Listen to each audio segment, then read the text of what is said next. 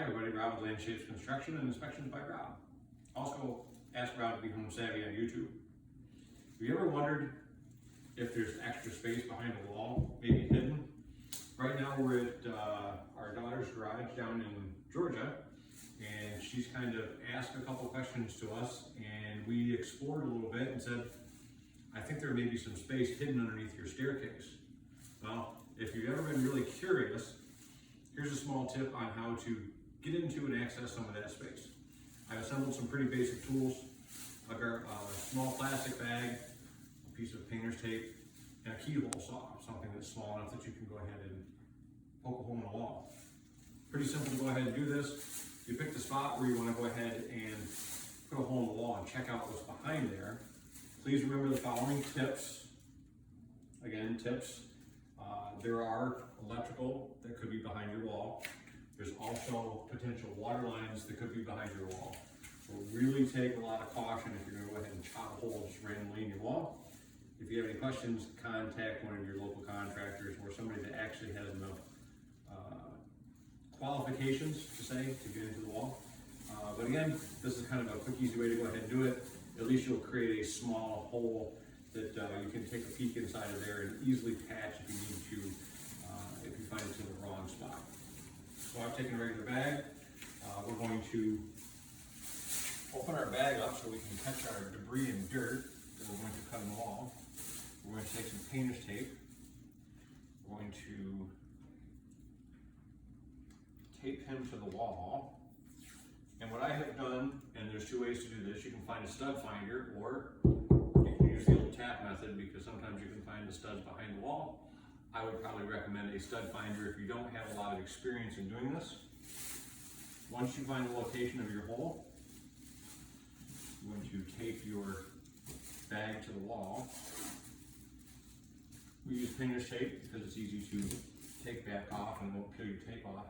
And then you can use your saw to cut your hole once you've marked out the size of hole that you want. Sometimes usually just a 3x3 hole is probably a good place to start. Let's get started. Okay, so we have cut our small hole into the wall. It's in between two stud bays, so we have the ability to check out what's hidden in behind the wall.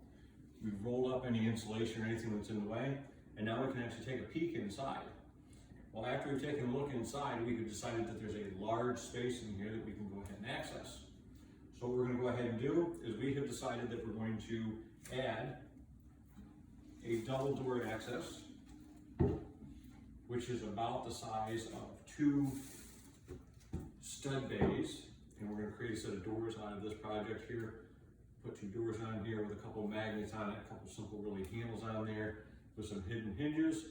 And then they have access to the space that's hidden in behind this wall, which really was not accessible by much of anything. Now be careful of opening up these spaces. You want to make sure that walls are not load bearing and so on and so forth. That you'll probably need either a contractor or somebody to determine that properly for you.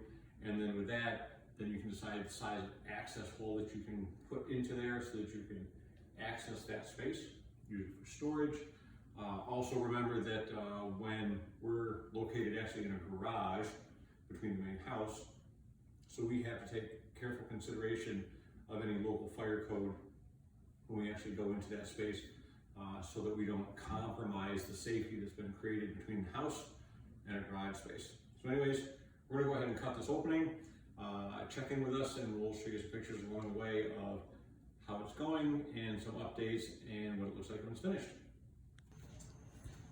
Okay, so we've cut our hole in the wall, and we have found that once we remove the insulation, we have an electrical wire that's going to be in the way of what we're doing. Not a big deal. We're going to reroute the electric, move it up into the wall higher above this. We'll box this out, frame it. We'll toss a couple of doors on this when we're all done. We pre-measured for what we wanted for this. Add a couple hinges, a couple simple handles, magnet stops to make it easy to access. But then when we're done, look at all the excess space that they have lost in their house that we're going to add back into their home. Okay, everybody, so we have opened up the hole. We have rerouted the electric that was in the actual opening itself.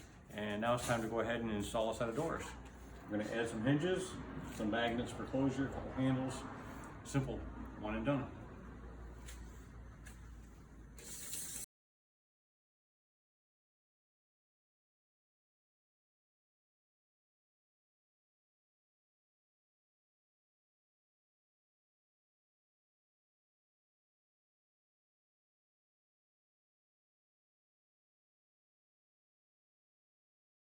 Is there?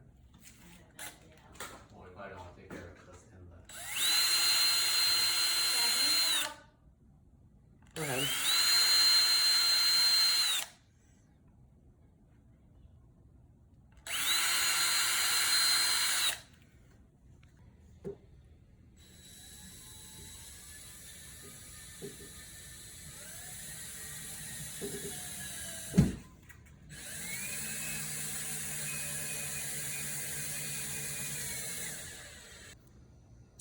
Okay, so here we are. We've just finished up our project.